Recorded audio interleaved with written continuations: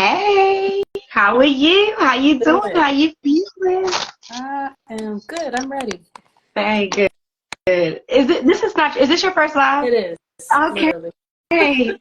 Oh, this is so exciting Uh, for us. right? Coming on and getting Monique her first live on IG, okay? And listen, um, I feel like an old lady. Listen, I hear you. You know technology is not my jam. Uh, But I'm not too far, we be out here. I'm not too far ahead and not too far behind. All right. So, Monique, if you can start by telling us a little bit about yourself, tell the audience who you are, Mhm. right? What you do, and then we'll jump into the Unshame, Untame Mhm. part, and then we'll do a bit of a Q&A depending on who shows up. Okay. Yeah, awesome. So of course, my name is Monique Rodriguez, LG, temporarily. I'll be switching to full licensure soon. Obviously, I am a clinician here with Branches of Life. I do have another location that I service through as well, but that's separate. Um, I've been in the field now. Oh my goodness, Lord, I gotta count. What year is it? Um, oh man, dang, how long have I been doing this work? I don't even Put know. them fingers up. I graduated in 2015, and that's all that really matters, right? No, 20 graduated in 2018. Yeah, I've been with Branches for at least 3 years, though, technically, fully Mhm. full time with Branches. I do independent, and I'm independent individual, and then I do couples as well. Work with all ages, a variety of diagnoses, um, from anxiety, major depression, even some like schizophrenic and things along those lines as well. Working to be more trauma trained, primarily, especially. My preferred population is typically children, adolescents. Pretty soon I'll be doing the teen girls group and teen girls mentoring program through Branches. And yeah, that's most of the stuff, most of the professional things, of course. Very good. So y'all, Monique, she is an OG with Branches, okay? She's been with us for 3 years, right? Very shortly after we opened the private practice up to being a group practice, she came on board maybe 2 years after. And we've been working together, right? Building community, creating safe space ever since then, right? So today we wanted to talk to y'all about the Unshame, Untame program, um, Monique's participation in that, what she's gotten from that, and then also just what we're doing at Branches of Life. And we wanted to also create a space where you can ask any questions of us about mental health, about Branches of Life, about the teen group that we do. So we are here, okay? So I'm just going to sort of go down a few of these questions, and then we'll give the audience some of the information. So when did you join the Unshame Untamed program? What have you gotten out of it so far? Right? What has been the most powerful portion? What are you looking forward to as we continue to develop it? Right? You can start from wherever you Yeah, want. this requires memory. I've been in the program since its conception. I might forget all your questions, so you might have to help me out. But yeah, I've been in the program since the beginning. Obviously, dang girl, what was the rest of the questions? So what have you gotten from it, right? What has been the most Yes. impactful, powerful portions for Yeah. you? Yes. What are Okay. Yes. Yes. you working on in it? Yeah. Yeah. I would definitely say, well, first and foremost, obviously, Danielle, super grateful that you even created the program. There's definitely really nothing else like it. I would say for me, it came at the right time. On a more personal level, just a lot of where I've been clinically has been just establishing the foundation as a clinician for the most part, right? I still feel pretty new in the field. I'm less than 10 years, right? So that still feels like pretty new. And so what the program has really helped me to do is a lot of things, but the biggest thing is really clarify my own identity as a clinician. The way that, I feel that I was trained originally is really textbook, right? There's a formula, there's a method, and that's what we ascribe to for the most part as clinicians, which is, you know, good for setting the foundation, of course. Like once you get into the field, however, you learn that it's different. It's like a jungle. That's the best way to describe it.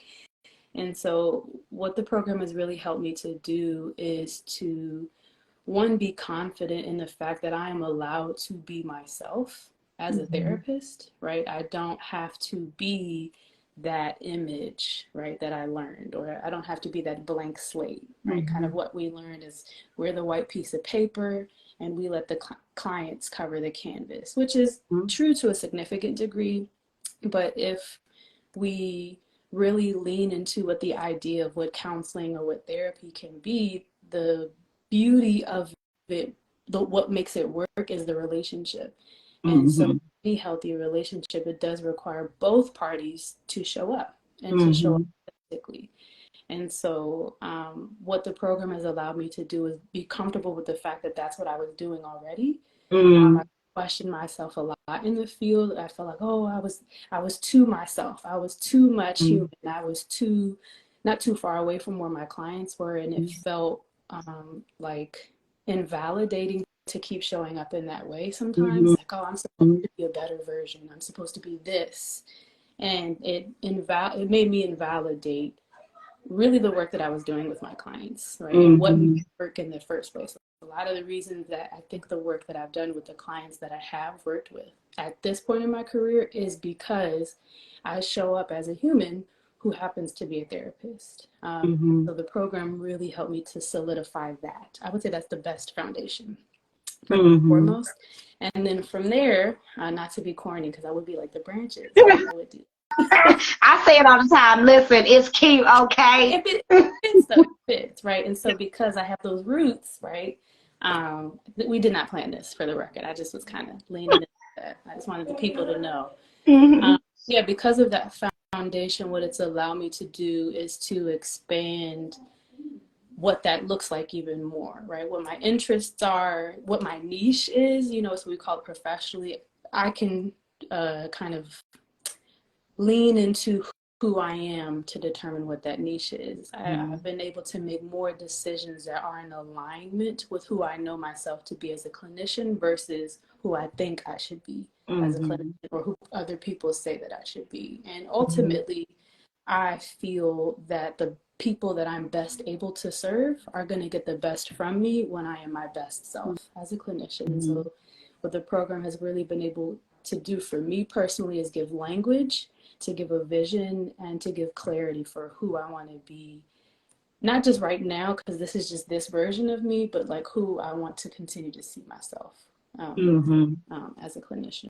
So I hope that I answered those questions. Yes, very good. It's honestly super heartwarming. I really appreciate you coming on this live with me and sharing this with our audience, because that really, and we talk about this a lot in the group, right? That really feels like one of the key pieces that is missing in our field, right? Is permission, right? Permission to show up, right? And instead that permission is replaced with shame.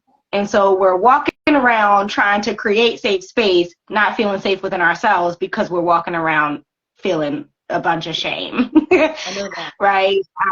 And so I really appreciate you sharing the fact that you have really always been one who, like, in your gut, right, like through your intuition, was showing up as human, but felt so much shame about that. Yeah. Right. Like felt like you were not good enough, felt less than, felt like an imposter, because that was always in alignment with you and you were always showing up that way, but you didn't feel like that was okay. Right. I'm so glad to hear that has been something that has been normalized for you, and that not even just normalized, but that there is this gratitude that it seems like you have toward yourself, toward your past self, toward your present self, that says, oh, like I like that about you. I like that about me, right? Like I think that's actually a huge part of what makes me a really good clinician, right? And so it's it's not even just that it's become this neutral narrative, it's gone from this negative, shame-filled narrative and story to this like grateful, enlightened, empowered story. Yeah. So very good. I love that for you. What are some of the major or like most powerful concepts that we've discussed, right? That we've processed? I mean, I really felt like you kind of just said some of them. I mean, it sounds cliche to use the title. I hate to do that to us, but I feel like it's in the title. If I can be just super honest, right? I think a lot of what has been unpacked is that shame of who we are as humans and who we are as clinicians. You know, and, you know, I'm gonna just, you know, I'm gonna keep it a buck. You know, I feel like also as, you know, a Black clinician, as a clinician of color, there's another element there, how we're conditioned just as human. So imagine the human as a therapist. I really wish I brought all my notes. I was trying to be authentic, so I didn't bring notes. No worries. Let it flow out. Yeah, I didn't want to be jargony, basically. Right? Trying to be in alignment.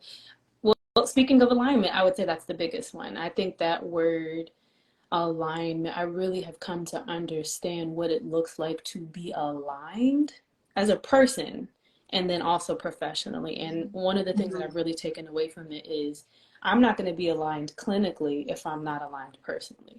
I really have to continue to do the work as a person to know what that looks like as a clinician. And then for me, I know that the way that I do the work as a clinician is a lot of the way that I'm able to be effective as a clinician is because I am doing the work, so I'm familiar with the way we're doing the work together with clients, right? So that alignment piece to me does include who am I authentically as a human being, and how can I recognize other human beings' experience in that too, and how am I coming alongside them in that process. I think this space has really helped me lean into, like you said, intuitively what I was already doing. I don't see myself as an expert in anything other than what the process can look like. I'm not dictating what the process is. I'm not dictating what my client's progress is, because that was hard for me too, as you know. They're the one, they're driving the boat, right? And I'm just the co-captain with them. And I wouldn't have been able to do that if I wouldn't have unpacked a lot of that shame. Personally and professionally. So man, we've done so much work. I feel like we're just scratching the surface. I'm trying to like put everything in a concise thing, but I would definitely, as a professional, a lot of the mistakes that I feel like I've made, you know, because this is a trial. I think you're starting to break up. Oh no. Girl, don't let it be me. Technology.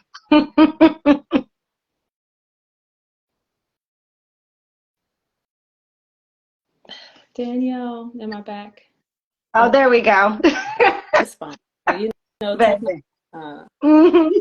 I don't know where it cut out, but so you were basically talking about the alignment, right? And the fact that you cannot become an aligned clinician without being an aligned human, right? You started talking about like the trauma piece and what I was starting to say was a lot of undoing that shame was a lot of the noise that was getting in the way from me being able to be aligned, right? Because, well, I should be doing this. Well, I should be doing that.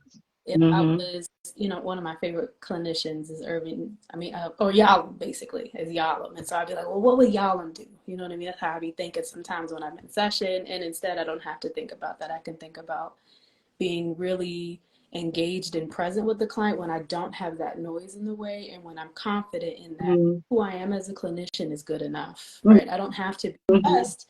I can just be good enough where I'm at, right? And that is from, rather than this idea, right? Rather than this idealized therapist Monique, right? I can operate who Monique is here and now. I hope that answered that question too. Yes, very good. Very good. So there are a couple of different things that you brought up, right? I'm actually going to have to write as we go because I want us to keep track of a couple of these I'll pull points. my notes up. Because you brought up something about people of color, like the BIPOC community, right? And how for us it is a different layer, right? It's another level, right? Of course, this program is, well, not of course, but this program has not been created to just be for BIPOC clinicians. And also, there is a different layer, right? There is a different level.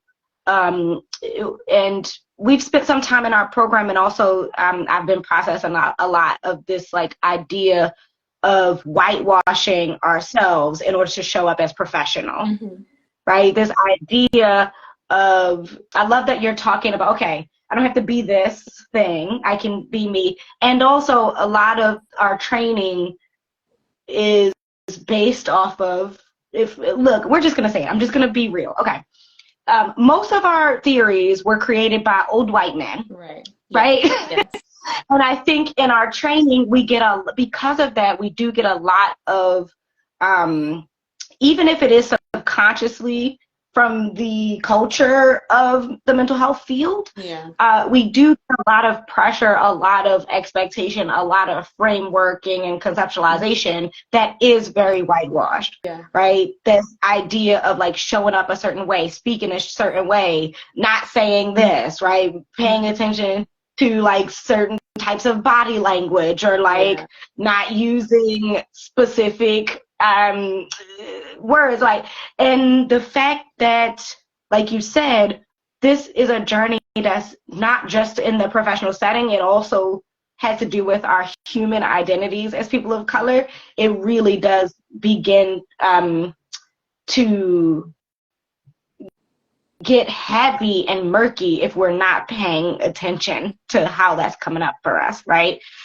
So I guess my question for you about just like this idea of like the white savior complex, or like just the being taught to whitewash ourselves, how would you say you have worked on the cultural piece of alignment, right? I am a person of color and I own that as a clinician style of alignment. I think for me, it's been, I'm very privileged to say that it's a little bit easier just because, one thing shame will do is limit you.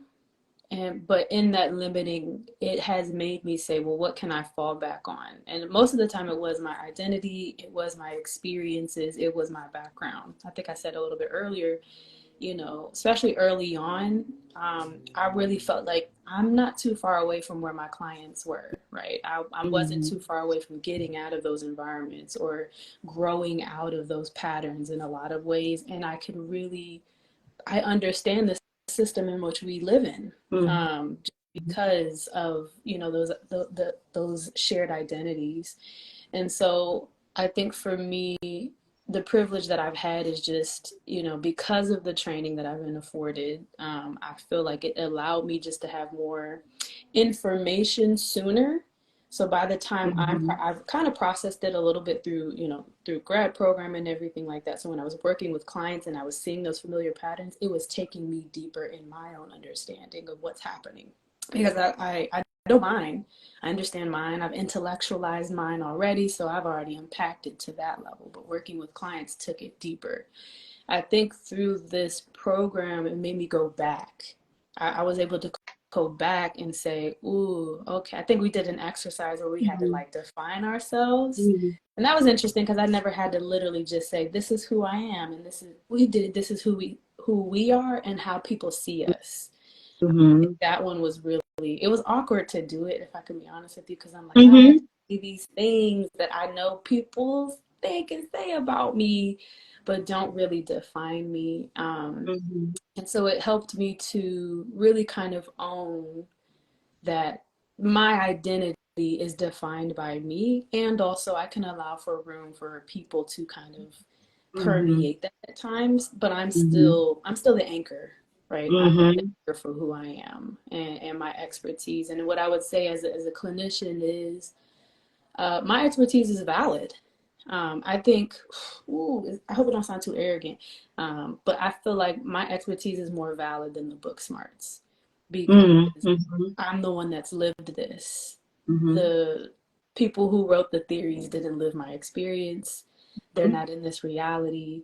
They aren't doing the work the way I've had to do the work, right? They did the scholarly work to, put roots to these theories, but I am the human being putting roots to the practice. And so being able to do that, I've been able to extend that same grace to my clients. I love that. And I love that you were like, I hope I'm not coming off too arrogant, right? But the thing is, that is a part of the conditioning too, right? That I can't speak greatness about who I know myself to be, right? Like I can't own what I know myself to be doing well, lest I look arrogant, right? And like as a clinician, I need to be this like completely and utterly like humble head, keep your eyes down, right? Style of showing up, whatever. I'm good at what I do. I'm the human doing the work, right? And I can realistically and like securely own the fact that I have an expertise in this that the books were never going to be able to give me, right? And while also honoring, right, and valuing what we did get, right, the roots that did come from the formulation of the theories and things like that, right? But you're also talking about detachment from narratives, right? Detaching your narrative, detaching your identity, your worth, right, from the larger narratives that might be around, right? And being able to, and when I say larger, I mean external. Right. I don't mean that like the external are bigger, right? I just wanted to clarify that. But so detachment, and I love that you said earlier, you said this idea of being the blank slate. We spent some time in the CEU program this past weekend talking about just the unrealistic expectations that some of these narratives carry for us, right? And one of them is like this expectation to somehow simultaneously leave your shit at the door and be this blank slate, unbiased, like robot of a human being, right? Just like completely clean and clear of all of your human experiences and your ideas and like conceptualizations and worldviews and things like that. Leave that at the door, but take every single piece of knowledge with you. You should know everything. Somehow you should know everything and be able to answer every question, but you should not come in with all the stuff. That's just silly. Like it literally makes no sense to have that as an expectation. It's also not realistic, because then what you're asking me to do is to be an intellectualized therapist. And if we don't want our clients to intellectualize, why am I intellectualizing as a therapist, right? You kind of affirmed that I intuitively do what I do. I wouldn't be able to do that if I didn't bring that into the room. And don't get me wrong, sometimes bringing me into the room taught me how much I need to go back and do some more personal work. I can own that. But also, my clients would not get what they need to get from the relational experience, which is the therapeutic relationship, if I did not show up in that way. Exactly. Very good. Now I want to ask you one last question because we are at like almost the 30-minute mark. I didn't really. Well, you know, me and you, we could just sit here and talk. Hour. You know, I blocked the whole hour for you, so we could have. Okay. If y'all must know, we talk every 2 weeks for an hour. Just individually, and it is. So it is so helpful and so fruitful, and we do get so much out of it. So we wanted to bring this to you. But yeah, so unrealistic expectations, the blank slate, but also knowing everything, being this intellectualized version of a human being, while also recognizing that the human connection is the thing that makes change be a thing, like safety be a thing. So you can't. Anyway. so the unrealistic expectation of that. Then there is the expectation that we should not have boundaries. We should be these like selfless, humble, asking for nothing. So like we're bred for codependency. That's my perspective. Call it what it is. Yeah. It's codependency. And the hard part about it is that I think people are also not recognizing the fact that so many of us who enter the field already are coming from spaces of codependency, because that's why we chose to be a therapist. Right. Because we were like, you know what I want to do? Save people from themselves. And my energy. Yes. Right? So like we already in many ways come set up for it, right? Yeah. And then it just becomes this affirmed way of showing up. And so challenging all the idea of like not asking for help, like I should know X, Y, Z, right? So anyway, all these expectations that we have been challenging, working through. Now, this really is for mostly your accountability, and it's less about the people.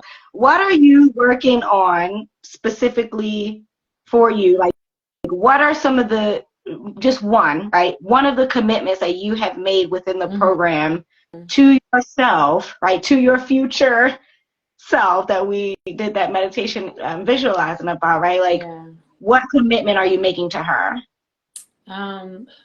Amongst many, the one that bubbles to the surface, you know, obviously you and I have talked about this in supervision, is a re-clarifying of what my theoretical orientation is, right? You know, I've talked about foundation, I've used all this language, as you know, because this is what I've been working on. I've been working on what is the system of therapy that I operate from. If this is who I am as a clinician, if this is my skill set and my expertise, then what does that look like? And so for me, it's been the theoretical orientation. I already know that I'm an eclectic therapist, but like, what does that mean though, right? If I use this, when I'm talking to the clinicians, jargony language, because I don't use it as much with clients, because they don't know what I'm talking about when I say narrative. They don't know what I mean when I say existential. They don't understand what that means. And so really kind of putting definite language to what is the work that I'm doing with clients so that they understand what they're consenting to in working with me, right? Because, you know, and I've learned this obviously in the work we've done together, right? With couples work, there's the implicit and explicit expectations, right? Nobody really knows what therapy is until you get into it, right? Even becoming a therapist, I didn't know what therapy was. Exactly. I learned what doing therapy was. And even still, it's different. It's not the same. So for me, the accountability that I've been working on is being very intentional about documenting what my process is, being very intentional about, okay, I'm using this theory to understand the problem, but I'm using these theories to address the problem. And literally, when I say creating a structure, I mean, I could, if I put an outline together, I would essentially in my mind, I'm like, not to be morbid, I just told you existentialism, of course. So, you know, but if I died, right? If I died and somebody had to take what I do and make this a theory, they would need the structure so that they could plug and play for themselves with who they are and still kind of be able to like have the same effect in the room. So that's what I mean. Like I'm very, the intellectualizer is like, now let's make this a system. And the system is practice. That's when it becomes a theory technique. That's how I keep doing the same system of things, and then as it's proven to be effective or proven to provide results, then that becomes theory. That's what I've been working on. That's to me the most important thing, because like I said, that's the outline for the work that I'll be doing as a whole. I know that answered the question. Yep, very good. I loved your shift in language. You went from, I believe that answered the question. First of all, you went from earlier saying, did that answer the question? I believe that answered the question. You're like, no, I know I answered the question. Thank you. Yes, that was quick. Right? I love the evolution of confidence. Very good. So I want to also leave room and space for other people to ask us some questions. All right, so we'll open it up now. You can add a comment. You can also join us if you're a therapist and you want to like come into the combo, right? You can request to join the IG live. But any questions that you have about mental health, about the field of mental health and just like holistic well-being, any things that you have been like working through and you're like, how do I find a space to like process this?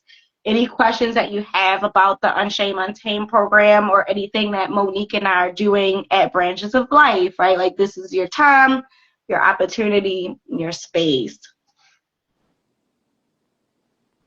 Yeah, feel free. We a HIPAA compliant open book.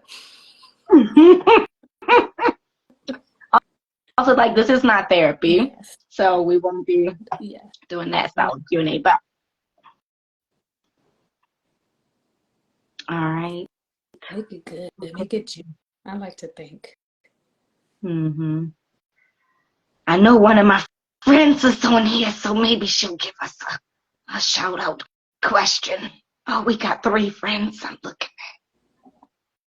Yeah, you can see better than me, girl. I probably should have did. In hindsight, I'm like, oh, I probably should have did for my personal page too. But then I was like, that's my personal page.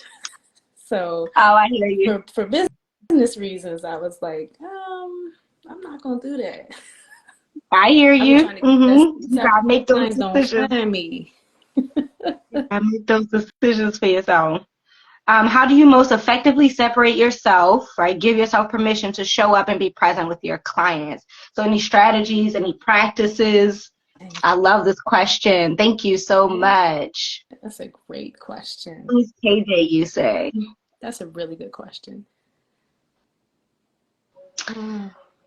You want to go? You want to answer that first? At a time. Oh, they're just rolling in. Great job. We love to see it. Yeah, I'm gonna do it one at a time.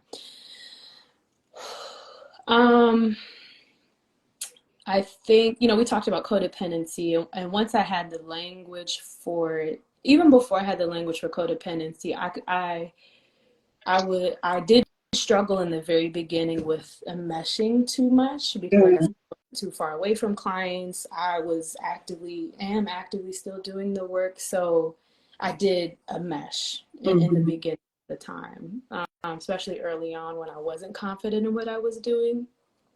And so the simple reframe that I had to remind myself is that my clients are not me, and I am not my client. And I'm not every other therapist, right? Like, obviously being in the program, you make friends with therapists. And at times I have compared myself to my colleagues, and I see the work that they do and I admire it. And the way that I've reframed those moments is I like that approach. I like that interview. I like that way to apply myself to what I'm doing.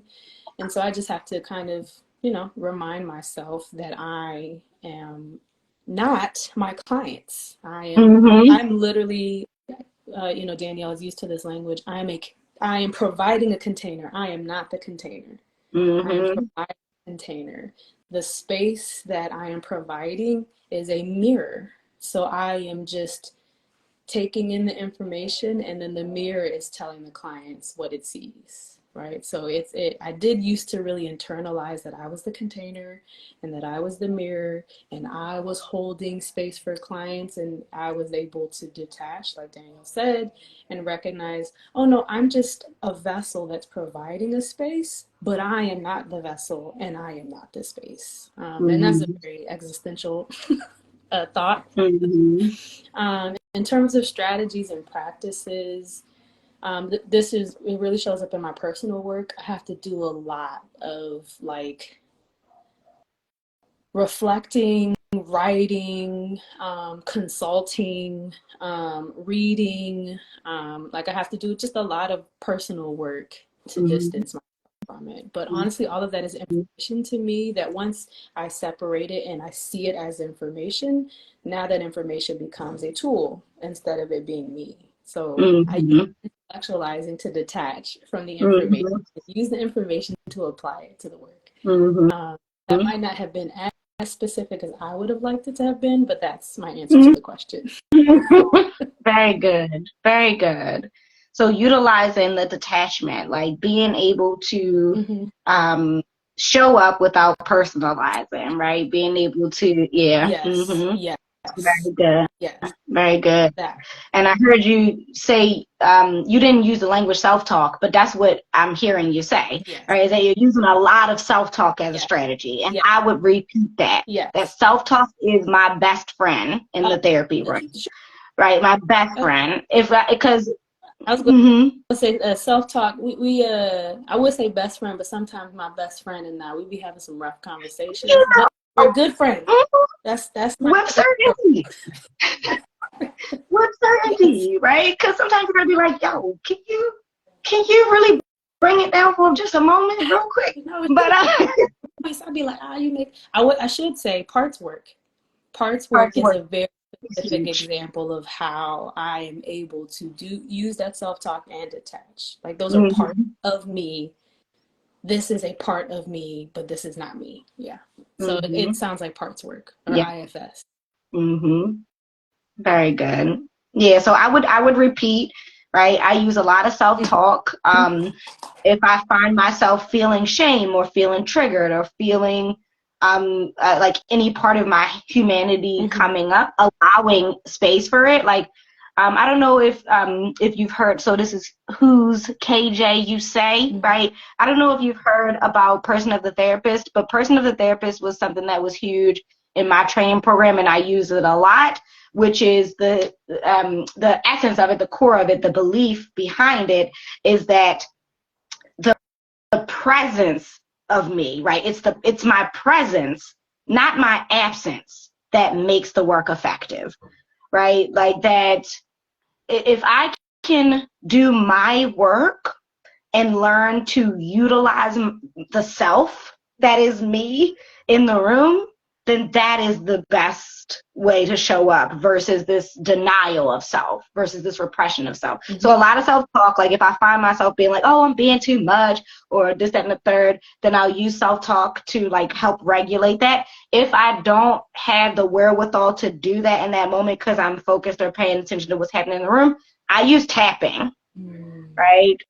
So I don't know if you know about emotional freedom technique, but I do a lot of tapping in my sessions to regulate my own nervous system if I find myself, getting into weird situations. I think also reminding myself that this is what research shows to be true, right? That like connection, we already know. Like this is just a basic therapy 101, maybe like human 101 fact that connection is what creates safety, right? That like me showing up and like being a whole person is what creates connection, and thus what creates safety, and thus what creates room to change, and what's like, so if I can keep myself reminded and grounded in the fact that my humanity is not a problem, right? I can show up. I can be present for my clients. I can give myself that permission. Because then it changes from permission to a necessity for me. It becomes a value of mine. That's what I mean. Not necessarily a necessity, but it becomes a value of mine versus just like I'm giving myself permission to show up. No, I value the fact that I need to show up. Okay. Within boundaries. Okay. I could get to the second person question too. Do you see the rest of the questions? I could get to them.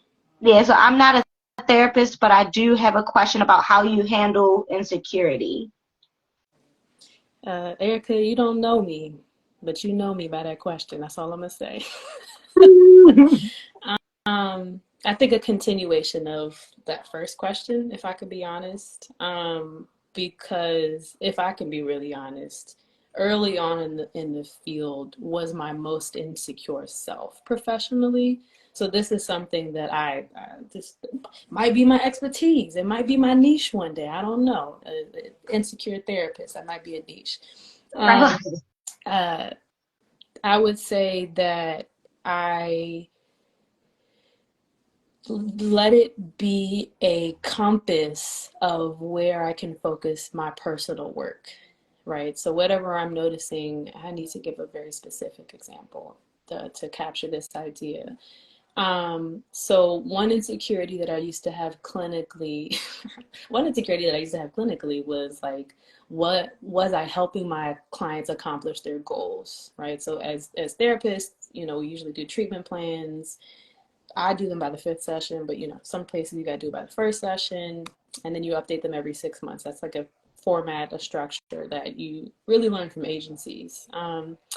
And so that would be like the blueprint for the work that we were doing. And so I would constantly compare the effectiveness of what I was doing based on how well clients were accomplishing those goals in the beginning. And so through supervision and consultation, I think, which is a tool as well to handle insecurities, is supervision and consultation, like hearing other people who are still working with people working with people, kind of help you normalize what insecurities are, maybe not necessarily insecurities, but are just like areas to shed light, like, oh, maybe you just don't have this information, or maybe you just don't have this perspective, and that kind of like normalizes it, and then the insecurity doesn't like it just dissipates a little bit more.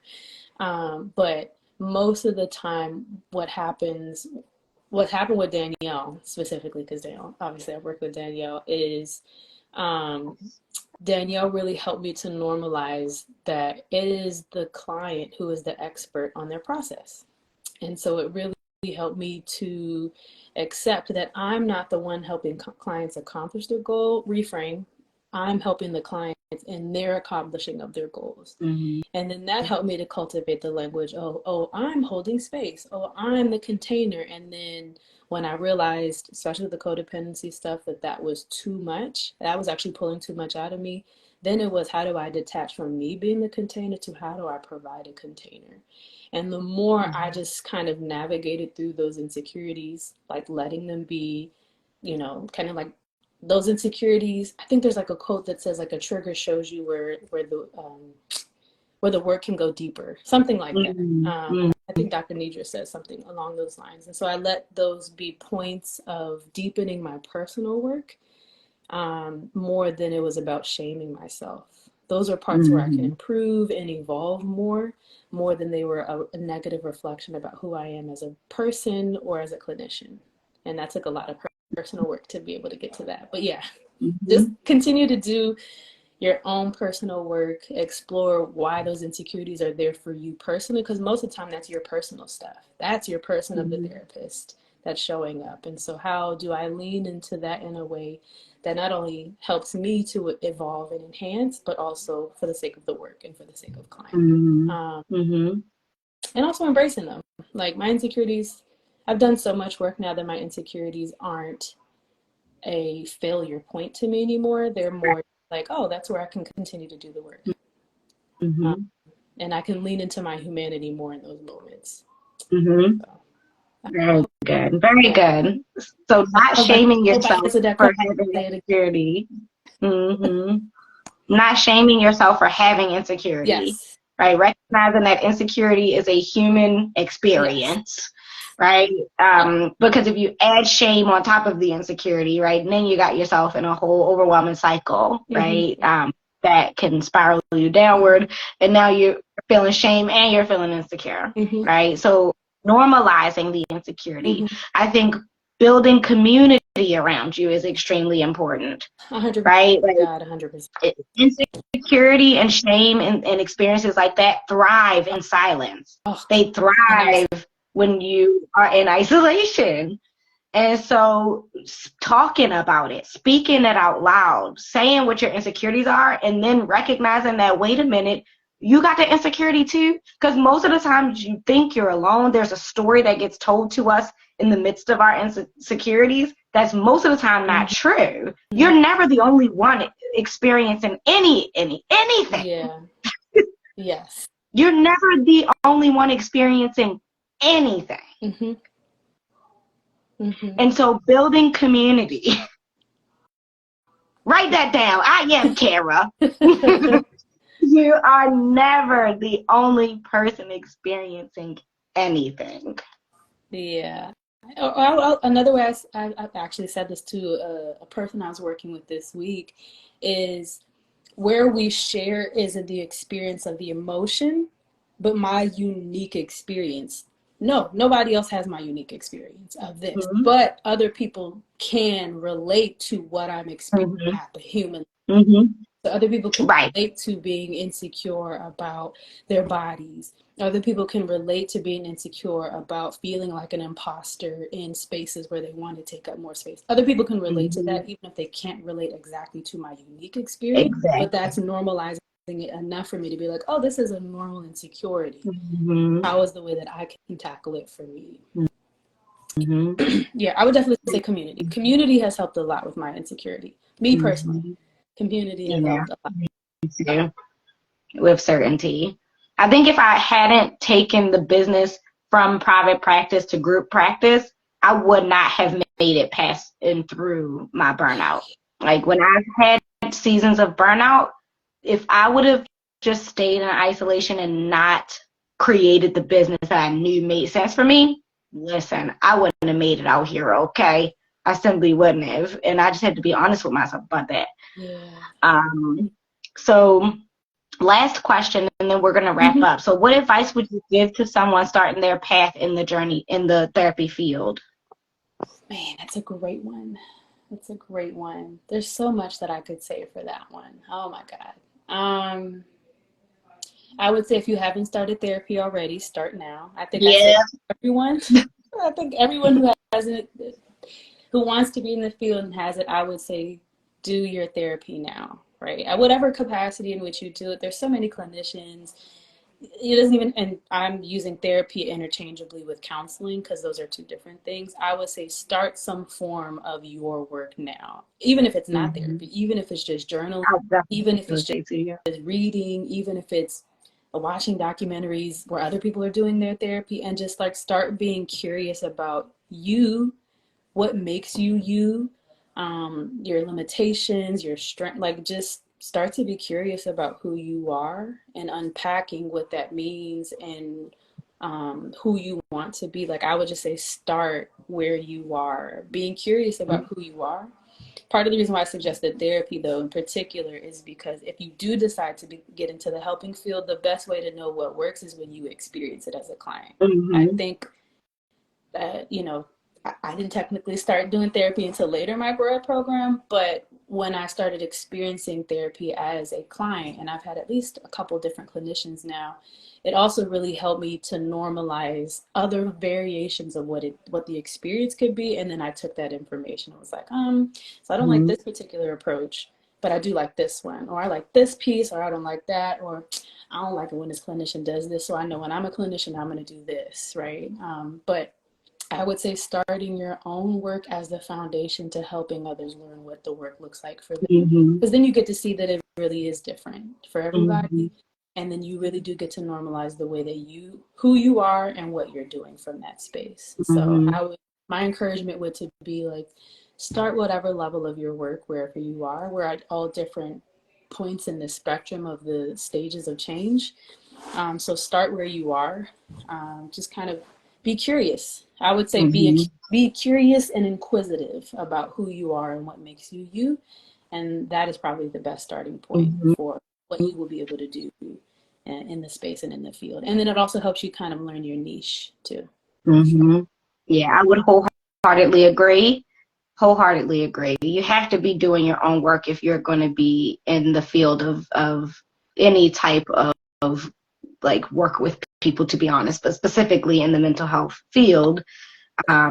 Your wellness is like a core part of your wellness is your success. You will not be successful if you are well, because you will burn out and then not know how to get out of the burnout. Exactly. Yeah. I would also encourage you to like clarify your why. Oh yeah. Like, what is the purpose? Why am I getting into this field? Yeah. I think most of us, when we started off, we would be like, oh, I want to help people. I just want to help people.